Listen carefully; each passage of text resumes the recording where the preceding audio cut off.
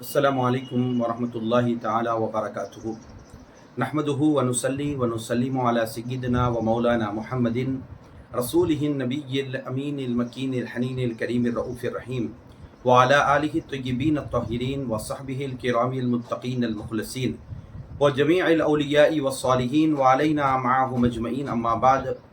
फ़क़द क़ालल्लाहु सुब्हानहु व तआला फ़ी कलामिहिल अज़ीम फ़अऊज़ु बिल्लाहि मिनश शैतानिर रजीम बिस्मिल्लाहिर रहमानिर रहीम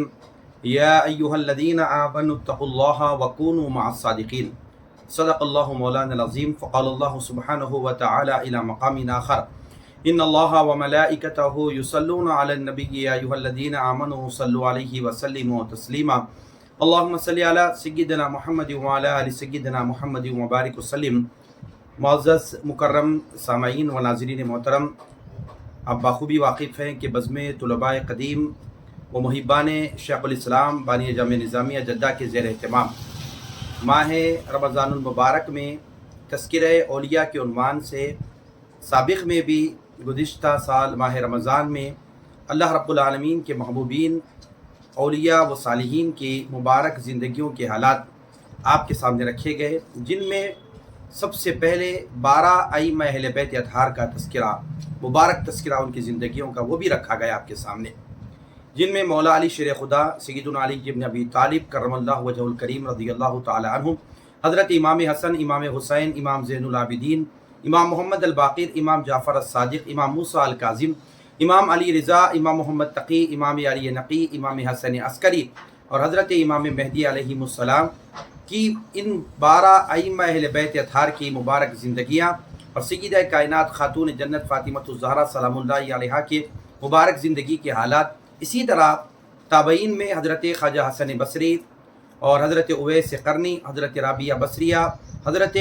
मारूफ़ करख़ी, हज़रत ज़ुन्नून मिस्री, सिर्री सक़ती, जुनैद बगदादी, हज़रत अबू बकर शिबली, हज़रत अबुल हसन नूरी, इसी तरह जो है कई बुज़ुर्गान दीन के हमने हालात और उनकी ज़िंदगी के अहवाल आपके सामने रखे। और इस साल जो है वही सीरीज़, वही तज़किरा औलिया व सालिहीन का हम आपके सामने रख रहे हैं। आज इन्हीं औलिया व सालिहीन में से इस साल माह रमज़ानुल मुबारक 1 रमज़ानुल मुबारक से 20 रमज़ानुल मुबारक तक, यानी 20 जलीलुल क़द्र औलिया व सालिहीन के मुबारक ज़िंदगियों के हालात आपके सामने रखता चलूँगा इंशाअल्लाह तबारक व तआला। आइए आज हम जिस मौजू पर गुफ्तगू फरमा रहे हैं वो शख्सियत है हज़रत सुफियान सौरी रहमतुल्लाहि ताला अलैह की। कुरान मजीद में अल्लाह तबारक व तआला ने इरशाद फरमाया कि या अय्युहल्लज़ीना आमनुत्तक़ुल्लाह व कूनू मअस्सादिक़ीन, ऐ ईमान वालो तक़वा इख्तियार करो और मेरे सादिक़ीन यानी सच्चे बंदों की सोहबत को इख्तियार करो, यानी जो अल्लाह के महबूबीन हैं, मुक़र्रबीन हैं,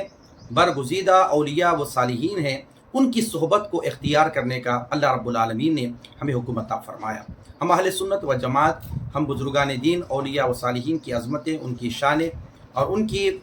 मुबारक ज़िंदगियों के हालात को पढ़ते भी हैं और उनकी मुबारक ज़िंदगियों के हालात को सुनते भी हैं। तो अल्हम्दुलिल्लाह, आइए आज हम तज़किरा औलिया में आज सबसे पहले जिस मुबारक हस्ती का हम ज़िक्र फरमा रहे हैं वो हैं हज़रत सुफियान सौरी रहमतुल्लाहि ताला अलैह। हज़रत सुफियान सौरी रहमतुल्लाहि ताला अलैह की शख्सियत जो कि तारुफ़ मोहताज नहीं है,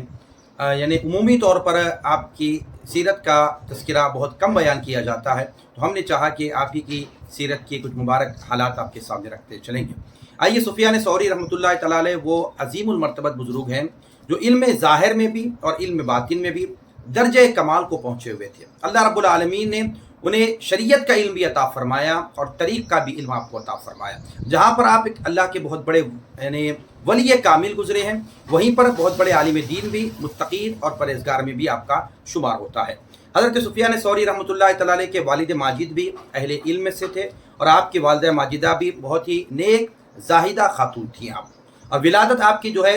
96 हिजरी में आपकी विलादत बसादत हुई। ख़ानदान के एतबार से अगर देखा जाए तो इल्म व फ़ज़ल के लिहाज से कूफ़ा के मशहूर ख़ानदान से आपका ताल्लुक़ था। हज़रत सुफियान सौरी रहमतुल्लाहि ताला अलैह के 2 भाई थे और वो भी जो है अहले इल्म में से आपका शुमार हुआ करता था। सुफियान सौरी रहमतुल्लाहि ताला अलैह कूफ़ा में आँख खोली, जो हरमैन शरीफैन के बाद उलूम दीनिया का ये सबसे बड़ा मरकज़ था। क़ाल अल्लाह क़ाल रसूल की सदाएँ उस वक्त बुलंद थी जब आपकी विलादत बसादत हुई। معاشی حالت ابتدا میں اگر آپ دیکھا جائے حضرت سفیان ثوری رحمۃ اللہ تعالیٰ علیہ کی یعنی گھرانے کا بھی معاملہ آپ کے سامنے آ گیا کہ والد بھی بہت بڑے عالم دین، والدہ ماجدہ بھی بہت ہی زاہدہ متقین پرہیزگار میں آپ کا شمار ہوا کرتا تھا، اور آپ نے اس گھر میں آنکھ کھولی جہاں پر قال اللہ اور قال رسول کی صدائیں بلند تھیں۔ اب دیکھیے ابتدائی آپ کی زندگی کے حالات آپ کے سامنے رکھتا چلوں۔ حضرت سفیان ثوری رحمۃ اللہ تعالیٰ علیہ نے جہاں پر اس علمی گھرانے میں، زہد و ورا کے گھرانے میں آپ نے آنکھ کھولی، لیکن کوئی مالدار، کوئی معاشیت آپ کی کوئی مستحکم نہیں تھی۔ آپ کے والدہ ماجدہ نے ایک مرتبہ آپ کو فرمایا، کیونکہ حصول علم میں آپ لگے ہوئے تھے، علم کو حاصل فرما رہے تھے، اس وقت آپ پہ کچھ ایسے حالات آئے، بہت ہی تنگی، بہت ہی معاشیت آپ کی بڑی کمزور رہی اور فقر و فاقہ آپ کے گھر میں آیا۔ تو اس وقت حضرت سفیان ثوری رحمۃ اللہ تعالیٰ علیہ کے والدہ ماجدہ نے آپ کو فرمایا کہ میرے بیٹے تم علم کو حاصل کرتے رہو، تم علم کے حصول میں لگے رہو، میں چرخ کاٹ کر تمہاری جو ہے نا علم کی ضرورتوں کو پوری کرتی چلی جاؤں گی، یعنی تمہارے جو اخراجات ہوں گے علم کے حصول کے لیے، وہ سارے اخراجات میں جو ہے چرخہ کاٹ کر جو ہے تمہارے اس علم کے یعنی حصول کے علم کے لیے، آپ کے لیے جو پریشانیاں ہیں، جو اخراجات ہیں، میں اس کو برداشت کرنے کے لیے تیار ہوں، مگر تم اپنے آپ کو علم دین کے حصول کے لیے وقف کرتے چلے جانا۔ اور آپ کے والدہ ماجدہ جو ہے آپ سے فرماتی تھیں کہ بیٹے علم کا جو مقصد ہے، جو اس کو حاصل کرنا ہے، اس کا مقصد کیا ہے؟ آپ فرماتی ہیں کہ تم اپنے اخلاق کو، تم اپنے کردار کو سنوارو، یہ تمہارے علم کے حاصل کرنے کا مقصد ہونا چاہیے۔ آپ فرماتی تھیں کہ بیٹے دیکھو، اگر تم 10 حرف اگر تم لکھ سکو، اور تم 10 حرف جب تم لکھنا سیکھو، اور جب تم 10 حرف کو جب تم لکھو تو دیکھو کہ اپنے تمہارے اندر، تمہارے چال میں، تمہارے دھال میں، تمہارے حلم میں، تمہارے بخار میں کوئی اضافہ ہوا یا نہیں اضافہ ہوا۔ اللہ اکبر!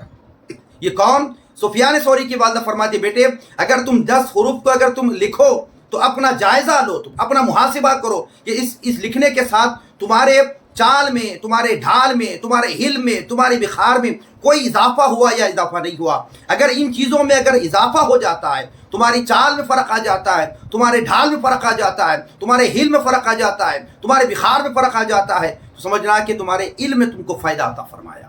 اگر تمہارے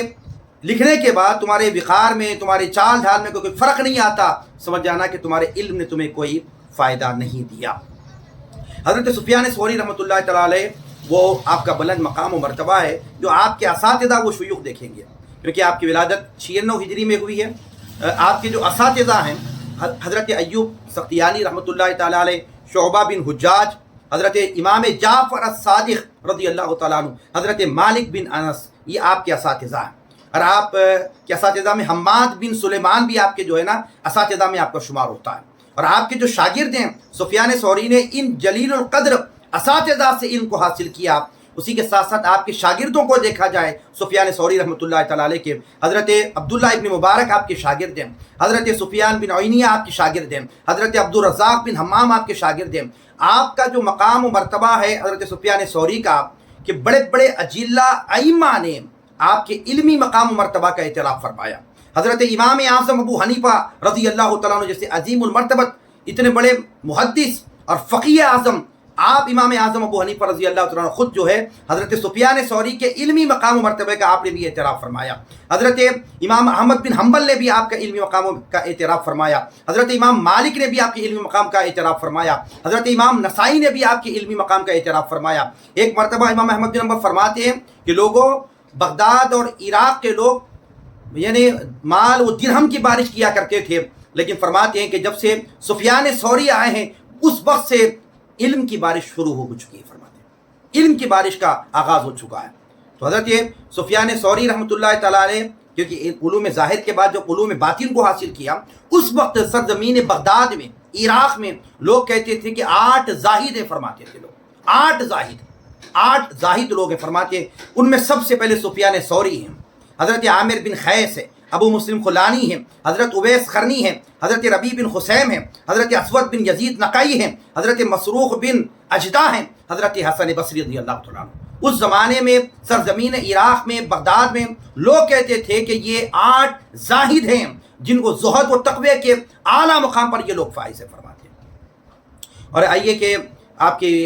زہد و تقوی و ورا، علمی شان اور آپ کا علمی مرتبہ کے تعلق سے ایک واقعہ میں آپ کے سامنے رکھتا چلوں۔ حضرت ابو سفیان ثوری رحمۃ اللہ تعالیٰ علیہ کے پاس جو ہے اس وقت خلیفہ ہارون رشید اپنے ایک خاص وزیر، جس کو وزیر اعظم کہتے ہیں، خاص وزیر کو، عباد بن اطالی خانی کو ایک تحریر لکھا اور گھوڑا دیا، اور ایک تحریر لکھ کے کہا کہ جاؤ حضرت ابو سفیان ثوری تک یہ میرا خط کو پہنچا دینا۔ تو عباد اطالی خانی نے خلیفہ ہارون رشید کے دربار سے نکل کے ایک جاہ و جلالت کے ساتھ ایک گھوڑے پر بیٹھ کر حضرت ابو سفیان ثوری کی بارگاہ میں حاضر ہوا۔ تو ابو عباد بن اطالی خانی کا کوئی ویلکم نہیں کیا گیا،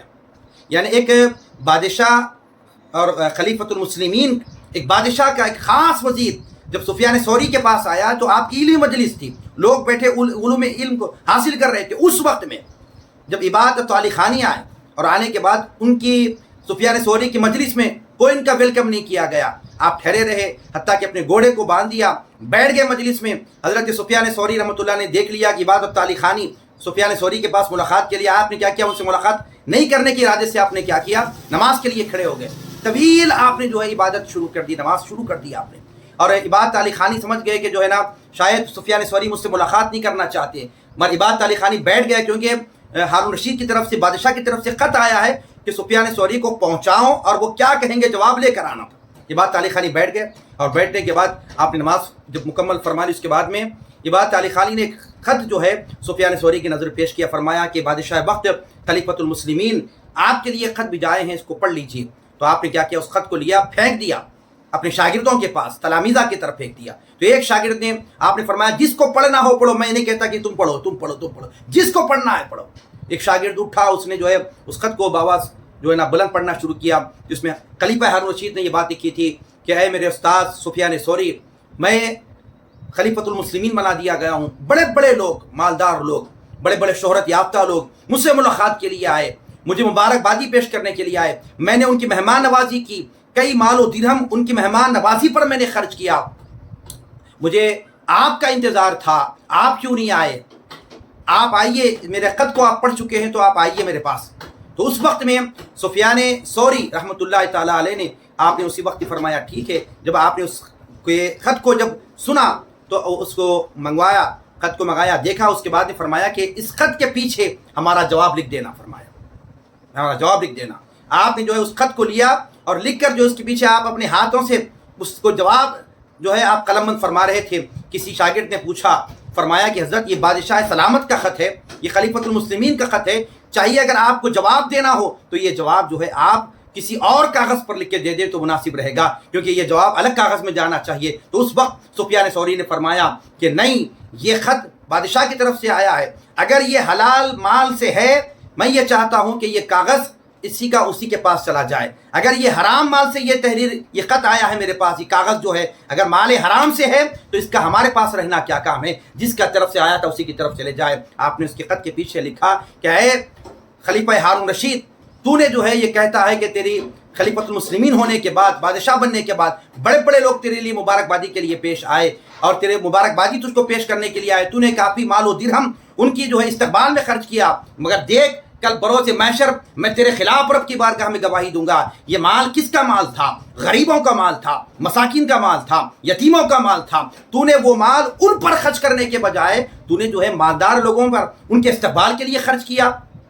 میں بروز محشر تیرے خلاف گواہی دوں گا، فرمایا۔ اور کہا کہ تو بادشاہ بنا ہے، تیرے لیے تو جو ہے نا جو کیا مبارکبادی پیش کی جائے، میں یہ کہتا ہوں کہ تیرے لیے تعزیت پیش کرنے کا وقت ہے، تعزیت پیش کی جائے تیری۔ کیوں تیری تعزیت اس لیے پیش کی جائے کہ کیونکہ کچھ ہی دنوں میں تو جو اس دنیا کو چھوڑنے والا ہے، تجھ کو موت آنے والی ہے، تو جو اس دنیا سے خالی ہاتھ جانے والا ہے، تو تیرے لیے تعزیت کا معاملہ ہونا چاہیے، مبارکبادی کا معاملہ نہیں ہے۔ یہ خط لکھا اور عباد اطالی خانی نے جب یہ جواب سنا تو تڑپ گیا،